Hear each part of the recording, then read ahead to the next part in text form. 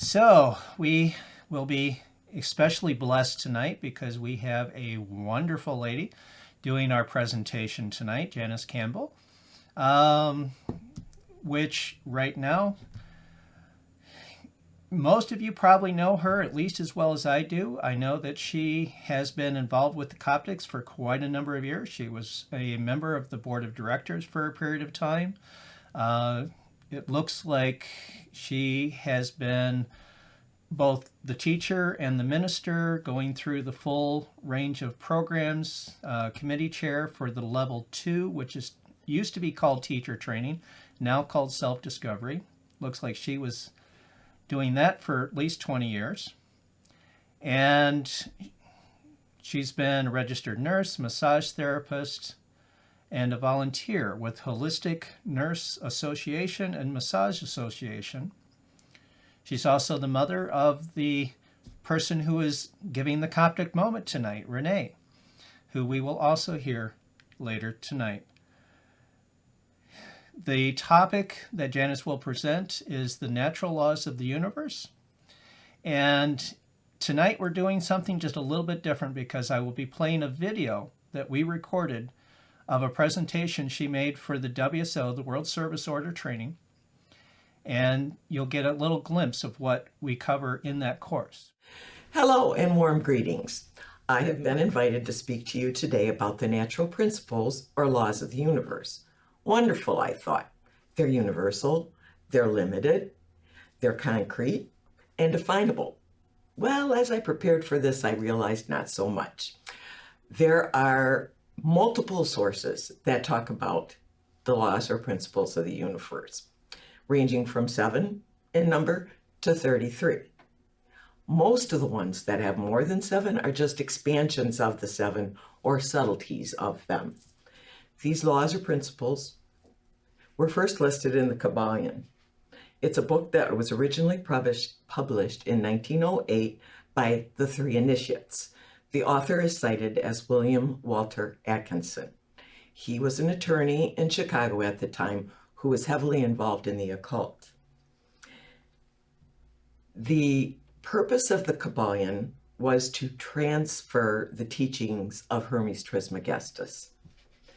As the Kabbalion was the first publication, the last publication I found was in a book called The Light Shall Set You Free by Norma Milanovich and Shirley McCune. It was published in 1998. It lists 12 fundamental laws and 21 sub-laws, which are then called the 33 spiritual laws of the universe. I'm going to share the original 7. I'll define them as presented in the Kabbalion. I'll define them, I'll expand on that definition, and then give examples of how we can use them in our lives.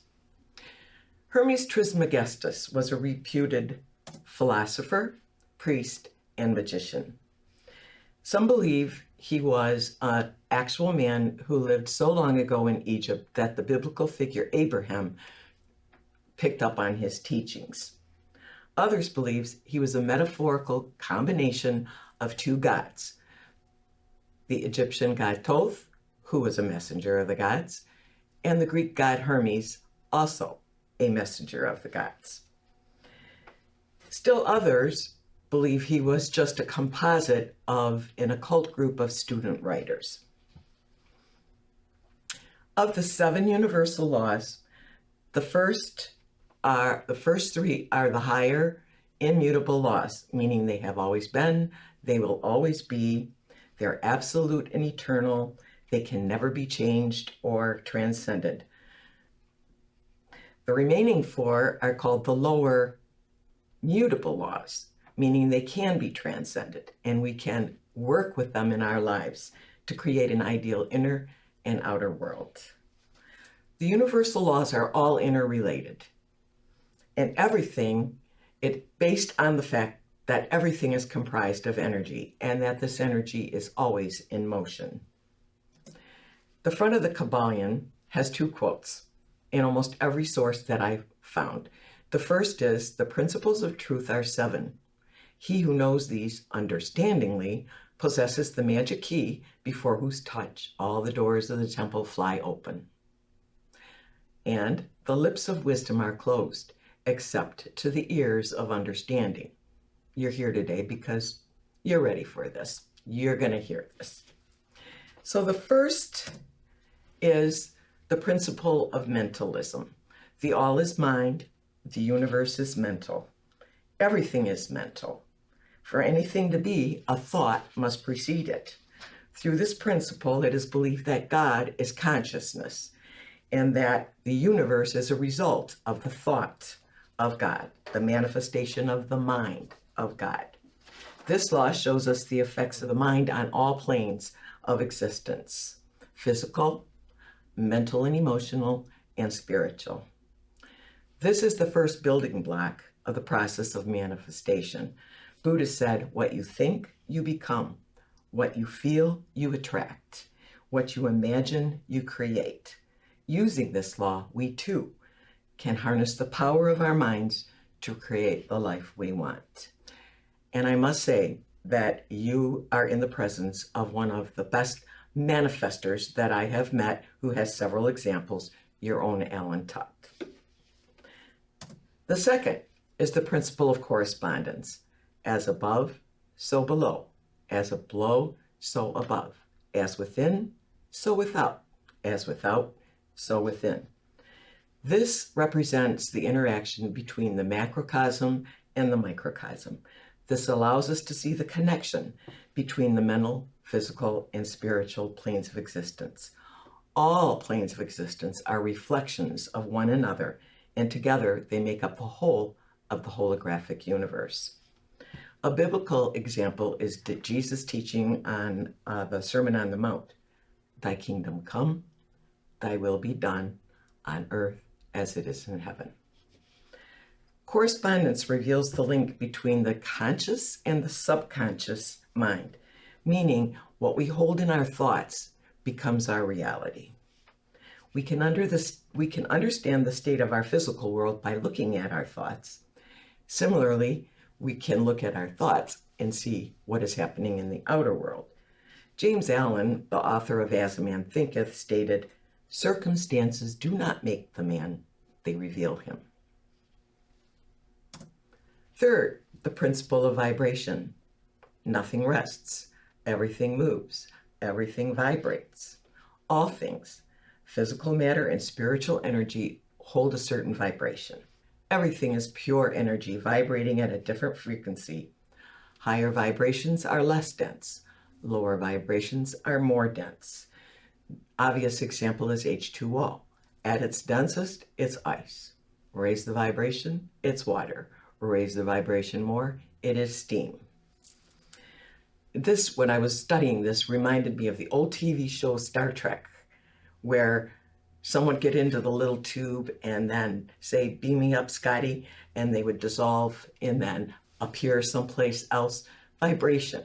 Although, you know, that term was never actually used in the show, but it's become an iconic quote. Thoughts and emotions carry a distinct vibration. Love and light are very high vibration. Hate and darkness are lower vibrations. We could raise our vibrations by certain practices: Tai Chi, yoga, and especially meditation.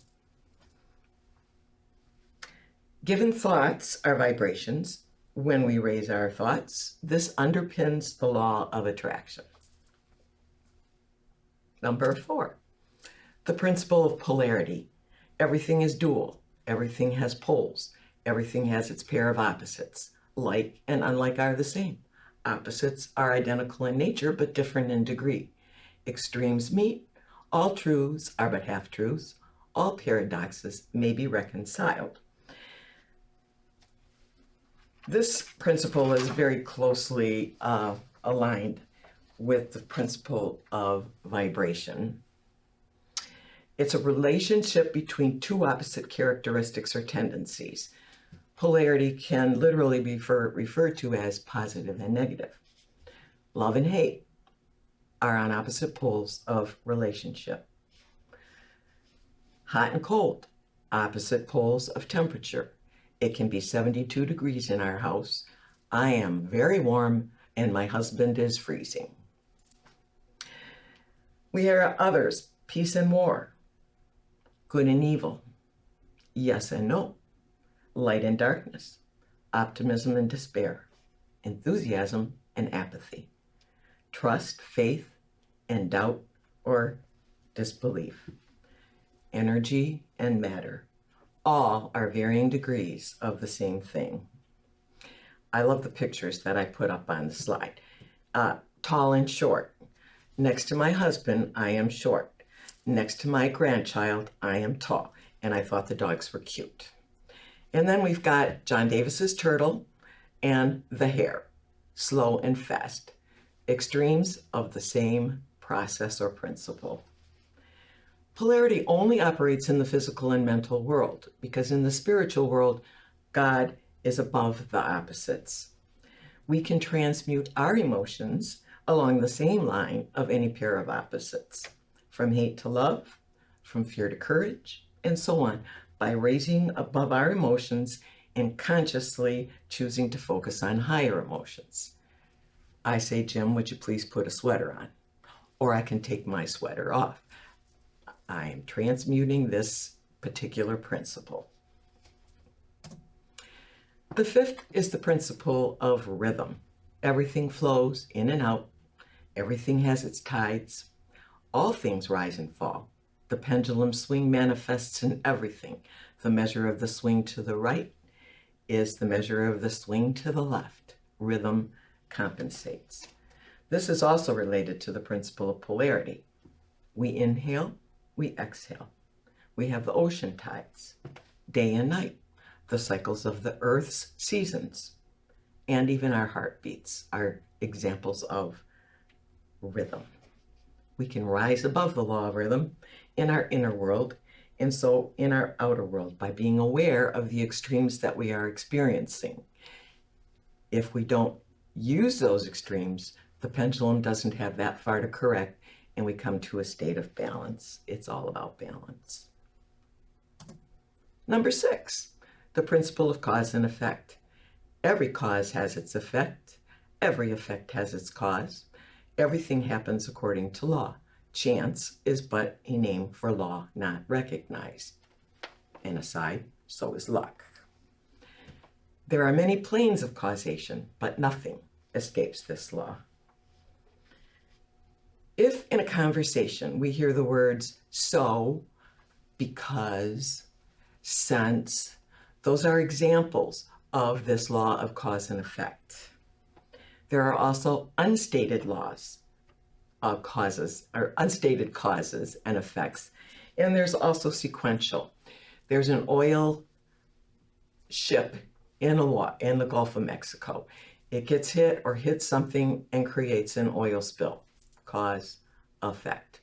The oil gets into the water, cause, effect. The water starts damaging or killing wildlife, cause and effect. The original cause was the ship getting hit. The final cause is danger to wildlife. Sequential cause and effect. A biblical example of this statement is a man reaps what he sows. This is the essence of the power of our thoughts. What we think and what we believe about ourselves, others, and the world sets in motion causes which materialize over time. Can't escape the law. If we master our thoughts, we master our world. There's really no such thing as luck or chance. It's just effects of the causes from what we have had in the past. We use creative visualization and manifestation techniques to create. And the final is the principle of gender. Gender is in everything. Everything has its masculine and feminine principles. Gender manifests on all planes. My symbol is the yin yang. Represents all kinds of things, but one is the male yang and the female yin. The word gender itself comes from the Latin root meaning to beget, to generate, to create, to produce. This is the creative law because it takes both masculine and feminine energies to create, for life to exist, for a thought to exist. Masculine energy is directive and the feminine energy is creative and receptive, and both must be present to create and to operate in harmony. The masculine aspects are our conscious minds, our will, and logic. We sometimes hear this as referred to as our left brain, the masculine logic part. The corresponding feminine aspects are our subconscious mind, our desires, our emotions. The outward expressions are love, patience, intuition, and gentleness. The outward expressions of our masculine energy are energy, self-reliance, and intellect. We all have aspects of the male and female gender within us, and it does take both of them in balance for really good creative ability. When we are aware of our thoughts and our actions, and we bring the masculine and feminine energy into balance, we unlock the full potential of our creative process, of our manifesting power. Note that there is no separate law of attraction. This is because the basic law of attraction runs through all of these 7 universal principles. So I mentioned the book, The Light Shall Set You Free. And the 12 initial laws are very similar to the 7. There's just some expansions. But the 21 sub-laws are what I would think of as virtues. And they define it as psychological features or human attributes. And using these will help us deal with the original 7. So, in alphabetical order. I wanted to mention that years ago, we had a Coptic conference annually at Olivet College, and one of what I thought was a very powerful ritual or ceremony was to have a long tablecloth, a large candle in the center that was lit, several small candles around the outside that had a placard with a virtue written on it. We all had our little candles. All of the original candles on the table were lit by the center, or the creative candle. And then we walked around with wonderful music playing and would take our candle and touch into the light of those virtues that we wanted to enhance in our lives. I thought that was a very powerful ceremony.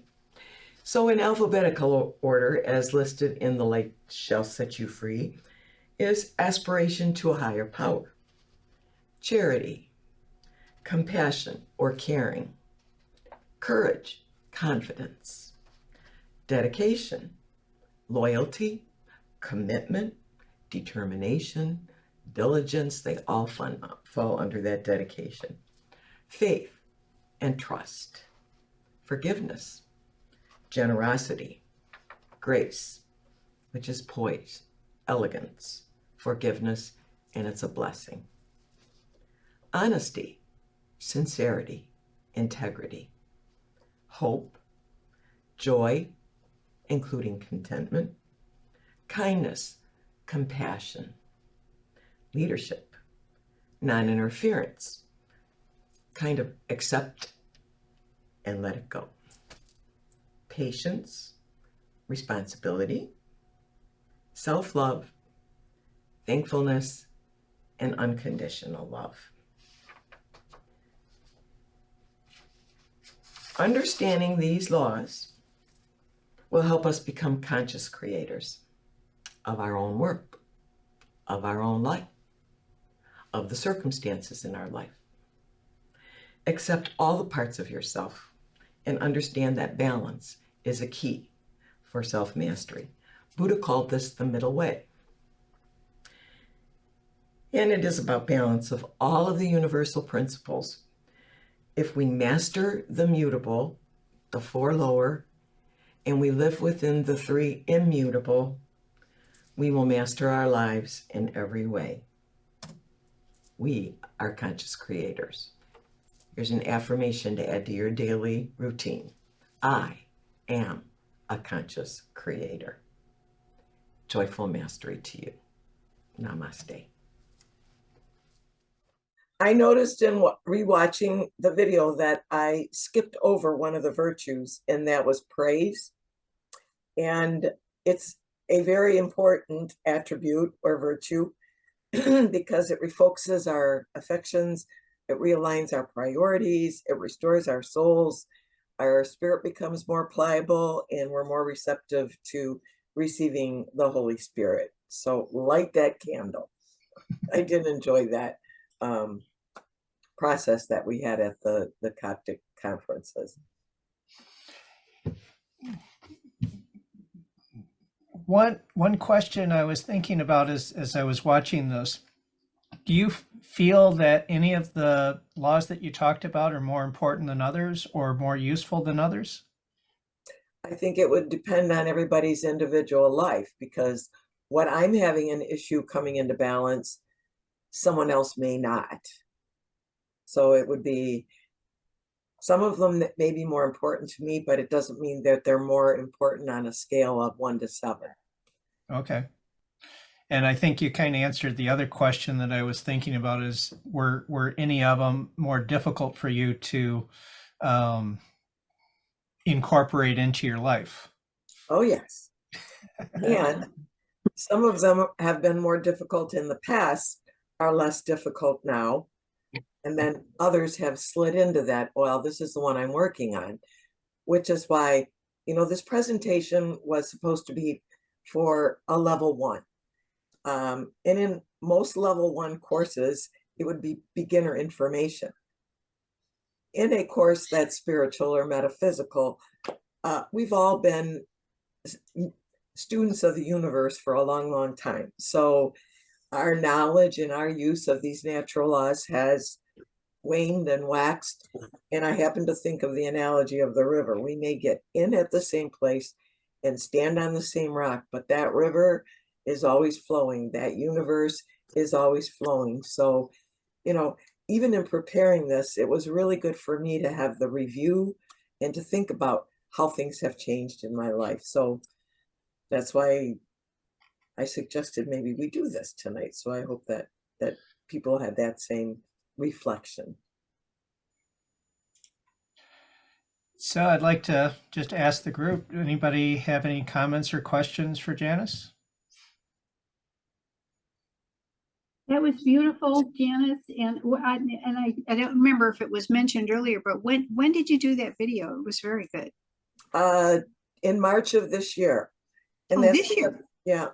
And I want Alan to follow me around and use those magic filters he has. It's not March yet. No, it was March of last year. No, when did I record that, Alan? I'm going to look it up real quick here. October, I think it was. Yeah. Because we wanted to do it before the weather got nasty. Yep. Yeah. October 21st.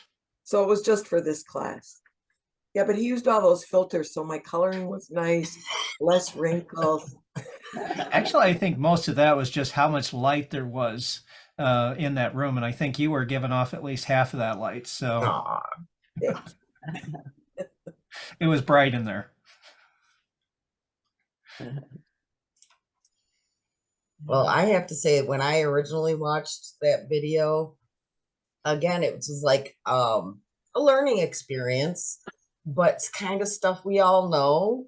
And I feel like that. I feel like so much we all really, if we look at it and we think about it, it's stuff we already kind of know intrinsically, even if we've not had lessons or even been around the fellowship as long as some of us have.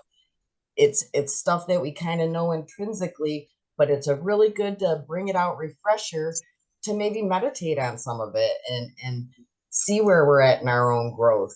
I think it's a really helpful video, huh? Oh, anybody else have something to share? Well, good. Let's go watch the Super Bowl. Mother.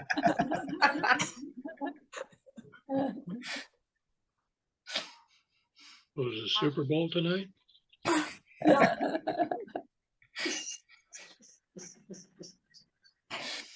I was just going to ask, now where did you say the Kabbalion came from? What was that book? It's called the Kabbalion, and it was written back in the 1920s by a group. There's several different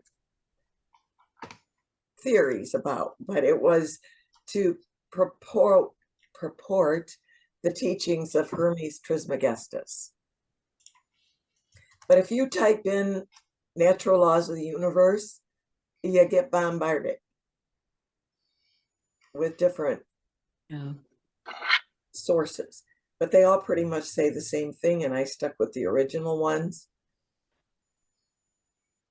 Yeah, I just posted a link in the chat for an Amazon that will search that will bring up various versions of that book. So you can go take a look and see if you like any of them. Well, I thought that was excellent. I've heard that, I've seen the film before. Alan, was it something you showed in our class?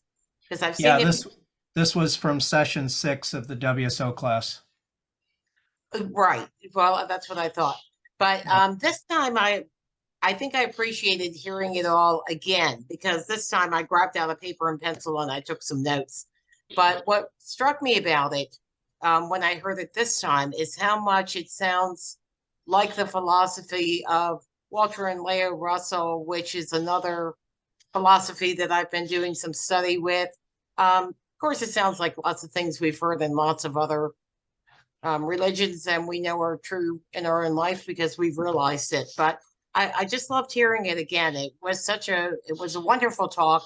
I wish you had kept the writing up a little longer so I could have copied it all down, but I guess I can look at it again on YouTube. But thank you so much. It was great.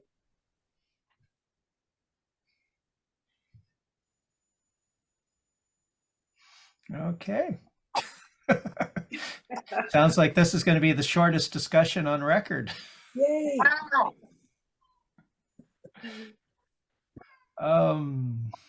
Well, several of you well, a few of you are in the current WSO or the first level class too. So, and I did forward it to a few people, like grandchildren, and so they pique their interest in coming to see what Coptic is all about. Yep. When will this be available on YouTube? The recording from tonight, I usually get it up onto YouTube the next day. So sometime by tomorrow afternoon, it should definitely be there. Okay. It was a great review. You're right. It's things we've all heard, but wonderful to have it all put together. Just whenever, no matter what's going on in the world, it's a great piece. Yeah, one thing I really liked about your presentation, Janis, is how you gave real world examples and things that we can all identify with, so we can see how those laws are actually active in our lives. So I really appreciated that.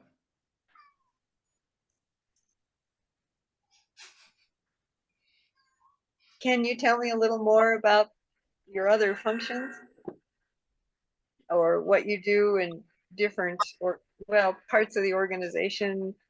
Oh, I am blissfully retired. Oh, okay. From my nursing career, from my massage career, and from all of the high level or the Coptic things I did. It was time for other newer ideas to move in. Nice. Yeah.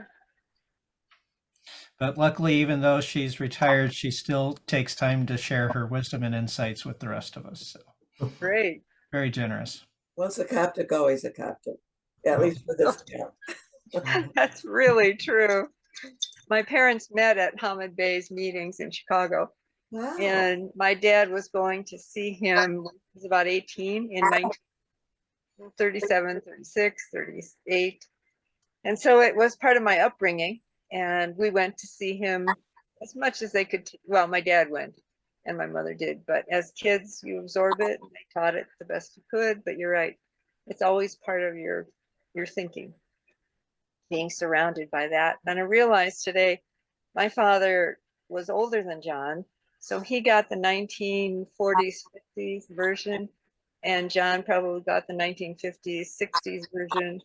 And Hamid Bey kept changing his writings to appeal to that, whatever generation he was talking to at the time, which I thought was way beyond anybody else's thinking.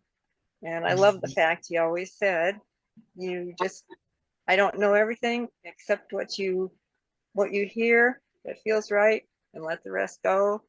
And I was shocked when I went to a traditional church where they said, this is what we believe, this is what you have to believe.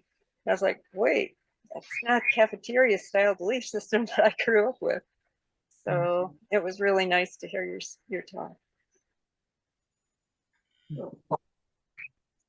I can expound on that too. Like, you made me think of how when I was introduced to the fellowship at a conference in Olivet years and years ago, how so much of it was kind of frou-frou, but I took home with me what applied, which was plenty, and the rest of it could kind of stay. Well, it's kind of amazing in a way over the years how some of that frou-frou is not so frou-frou to this girl anymore. And there's just so much truth there. And it's kind of like what I share with my son, the truth is the truth, no matter how much you don't want to believe it. And so, yeah, it's really, enlightening, and you mature, and, your ears are more open than when you're a youth. I think you allow more in, as you mature. And the fellowship just has so much to offer. It really does. They're so ahead of their time, and it's nice to see parts of the world catching up to what they teach. I mean, it's just Indeed. really nice not to be sitting on the sidelines of, well, doesn't everybody know that? And no, they don't. Right. I was fortunate in that my parents would quietly give us lessons geared more to our age. They didn't expect us to read the information or understand it on their level.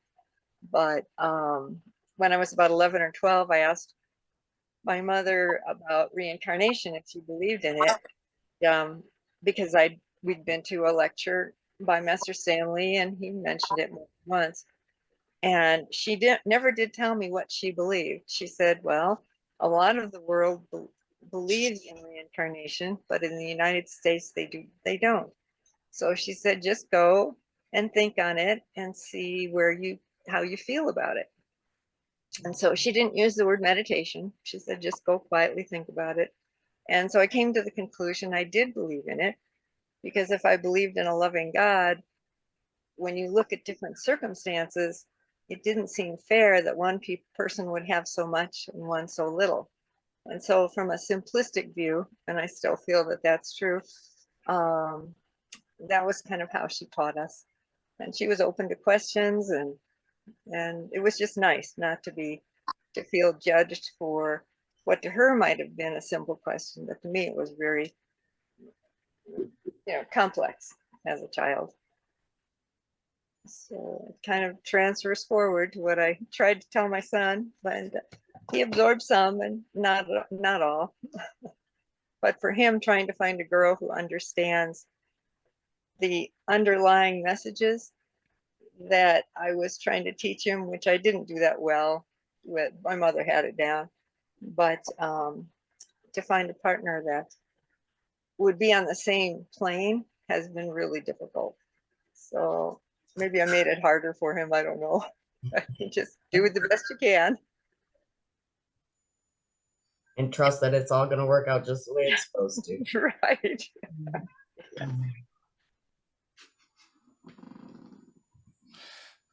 He should listen to my husband's talk about how he created me. That was one of his talks he used to give for teacher training. Yeah. Manifesting. Mm-hmm. There you go. Yep, lots of wonderful stories. Lots of wonderful stories. Well, as Janis says, I know there's at least a few people who are waiting to get off of the meeting to get on with the show. So if there's no other comments, questions about the presentation, we can close it out. So open the floor once more, see if anybody's got something to share.